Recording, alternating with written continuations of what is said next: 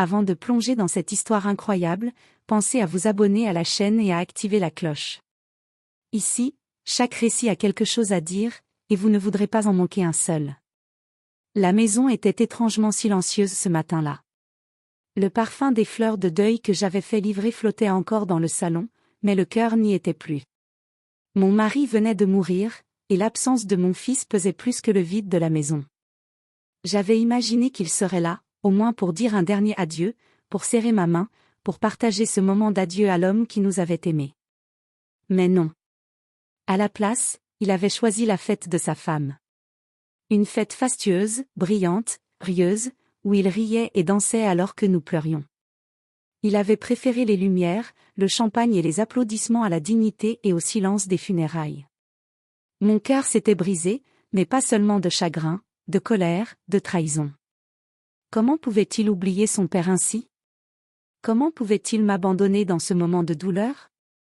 Et ce jour-là, assise dans le bureau que j'avais autrefois partagé avec mon mari, j'ai pris une décision. Les papiers du testament étaient sur le bureau, là où nous les avions signés ensemble des années auparavant. J'ai regardé les lignes, les chiffres, les clauses. Mon cœur encore douloureux battait avec une détermination nouvelle. Si mon fils avait choisi la fête et le plaisir plutôt que la famille, alors il ne bénéficierait plus de ce que nous avions construit ensemble. J'ai pris le stylo. J'ai raturé son nom. J'ai changé le testament. Cette fois, il n'y aurait pas de place pour ceux qui abandonnent dans les moments qui comptent vraiment. Cette fois, la justice ne serait pas un mot vide, mais un geste concret. Et tandis que je signais, une étrange sensation d'apaisement m'envahit, la douleur restait, mais elle avait un sens. Le pouvoir de décider, enfin, était entre mes mains. Le jour des funérailles, je me tenais près du cercueil de mon mari, vêtu de noir, le visage marqué par des larmes déjà séchées et par le poids de la solitude. Les voisins et amis étaient là, certains chuchotaient, d'autres me posaient timidement des mains sur l'épaule. Mais je ne voyais personne vraiment. Mon regard cherchait mon fils, ce fils que j'avais élevé avec tant de soin, que j'avais guidé, protégé et aimé. Puis j'ai vu son siège vide. Mon fils, celui qui aurait dû être à mes côtés, celui qui aurait dû me soutenir, avait choisi une autre route. Il avait préféré la fête de sa femme aux adieux de son propre père. Et cette absence, plus que tout, me transperça le cœur. Les heures qui suivirent furent un mélange de recueillement et de colère silencieuse. À la maison, les souvenirs de mon mari semblaient me parler dans chaque objet, chaque photo. Mon fils n'était pas là pour entendre ces souvenirs, pour partager ma douleur, pour comprendre la perte que nous venions de subir. Je me sentais trahi, humilié. Cette nuit-là, après que les invités furent partis et que le silence retomba dans la maison, je m'assis à mon bureau. Les papiers du testament étaient là, comme une invitation à réfléchir. Mon mari avait toujours voulu que la famille reste unie, mais qu'en était-il si un membre de cette famille choisissait la légèreté et le plaisir plutôt que la fidélité et l'amour? Je pris le stylo, la main ferme malgré la fatigue et la peine. J'ai changé les clauses, retiré le nom de mon fils. Cette décision n'était pas seulement un acte légal, mais un acte de justice et de protection. Une fois signés, les papiers reposèrent sur le bureau. La peine était toujours là, mais elle avait pris un sens. Le lendemain, je sentais déjà la tension dans l'air. Mon fils allait découvrir la vérité tôt ou tard, et la confrontation serait inévitable. Mais cette fois, je ne me laisserai pas déborder par ses choix irresponsables. Cette fois, je fixerai mes propres règles. 2 semaines plus tard, mon fils, Michael, entra dans la maison familiale avec un sourire confiant. Il pensait pouvoir continuer sa vie comme si de rien n'était, ignorant la tempête qui mijotait. Mais je le savais, il allait bientôt découvrir que ses choix avaient des conséquences. Le notaire arriva ce jour-là, avec un dossier épais sous le bras. Michael fronça les sourcils en voyant l'homme sérieux s'installer dans le salon. « Bonjour, Madame Williams », dit le notaire en me saluant. « Nous devons discuter de certains changements concernant le testament de votre défunt mari. » Michael éclata de rire nerveusement. « Des changements? Quoi? Mais maman, tout était déjà décidé. » Je levai les yeux, le regard calme mais tranchant. « Michael, parfois, il faut réévaluer les choix quand quelqu'un oublie ce qui est important. Le notaire ouvrit le dossier et commença à énumérer les modifications. Les mots frappaient Michael comme des coups de tonnerre, son nom avait été retiré de la majorité de l'héritage, et une grande partie des biens de mon mari avaient été transférés à des œuvres caritatives et à ses frères et sœurs, ainsi qu'à moi-même. Le rouge monta à ses joues. Quoi? Tu ne peux pas faire ça. C'est mon père qui... Il s'interrompit, cherchant ses mots. Sa colère et sa frustration explosaient dans ses gestes et son visage. Je restais assise, silencieuse, observant. Michael, ton père aurait voulu que la famille se soutienne dans les moments difficiles. Tu as choisi une fête au lieu de ses funérailles.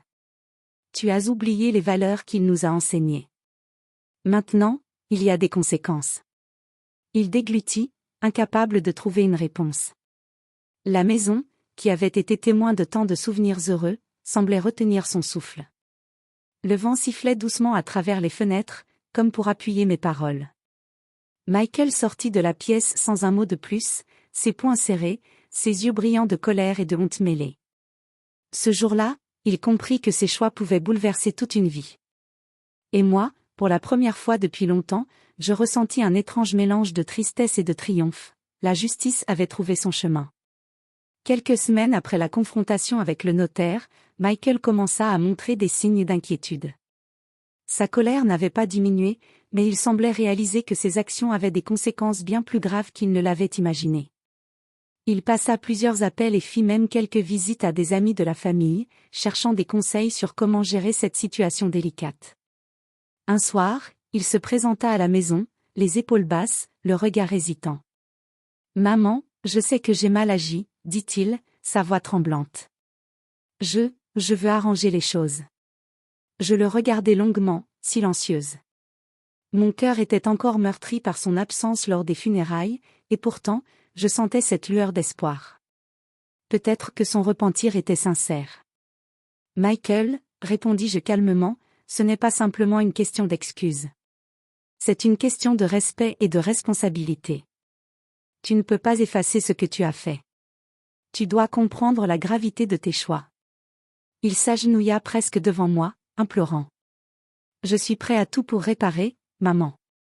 Je peux aider à gérer les biens, faire des dons, participer à des œuvres caritatives, peu importe ce qu'il faut. Je soupirai, consciente que la route vers le pardon serait longue et semée d'embûches.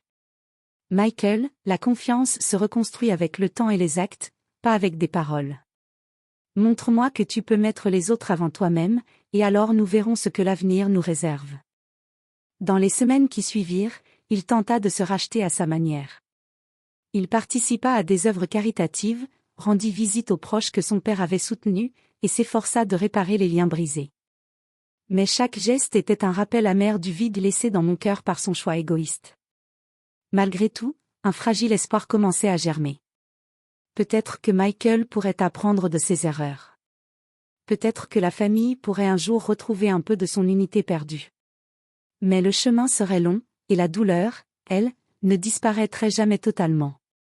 Quelques mois plus tard, la tension dans la maison était palpable. Michael avait fait des efforts, mais il restait un goût amer entre nous. Un soir, je l'invitai dans le salon, une tasse de thé à la main, comme pour marquer un moment solennel. « Assieds-toi, Michael, dis-je calmement. Il est temps de parler franchement. » Il s'assit, le regard baissé, les mains crispées sur ses genoux. Je pouvais voir la peur et la honte mêlées à sa colère toujours contenue. « Tu as choisi la fête au lieu des funérailles de ton père, commençai-je, et tu as ignoré la douleur de ta famille. Tu as pensé que tout te serait toujours dû. Mais aujourd'hui, tu réalises que chaque action a ses conséquences. » Michael hocha la tête, la gorge serrée. « Je sais, maman, je ne pensais pas que cela me coûterait autant. Je pensais que ça passerait. » Je pris une profonde inspiration. Ce n'est pas seulement une question d'argent ou d'héritage. C'est une question de respect, de valeur, de ce que signifie être une famille. Tu dois comprendre que la vie ne te donnera pas toujours une seconde chance. Il baissa les yeux, incapable de répondre. Je voyais la sincérité dans son silence, mais aussi le poids de sa culpabilité. Michael, poursuivis-je, J'ai changé le testament non pour te punir éternellement, mais pour te montrer l'importance de tes choix.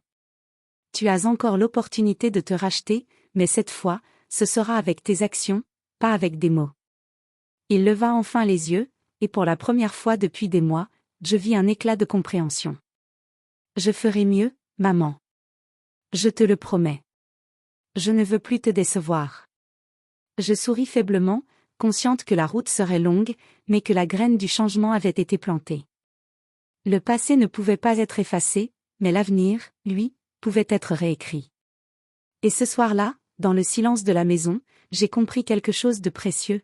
La justice, le respect et l'amour familial sont des forces qui se construisent avec patience, mais elles ne sont jamais perdues tant qu'on est prêt à se battre pour elles.